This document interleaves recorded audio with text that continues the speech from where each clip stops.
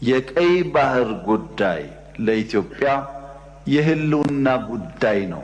ብልጽግና ኖረ አልኖረ፣ ይሄ ምክር ቤት ኖረ አልኖረ፣ 130 ሚሊዮን ህዝብ፣ ኢኮኖሚው እያደገ ያለ ህዝብ፣ መለወጥና ከድህነት መውጣት የሚፈልግ ህዝብ ጫፍ ጫፉ ተሰምሮለት ተዘግቶ እስር ቤት ሊቀመጥ አይችልም።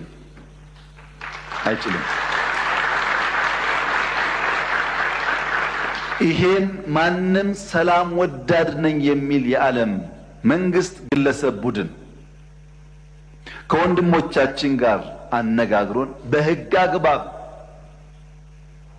በቢዝነስ ተርም የኢትዮጵያ ጥያቄ ምላሽ እንዲያገኝ ወንድሞቻችን ተጠቃሚ እንዲሆኑ የሚያስችል አሚካብል ሶሉሽን እንዲፈጠር ለመላው ዓለም ጥሪ እናቀርባለን።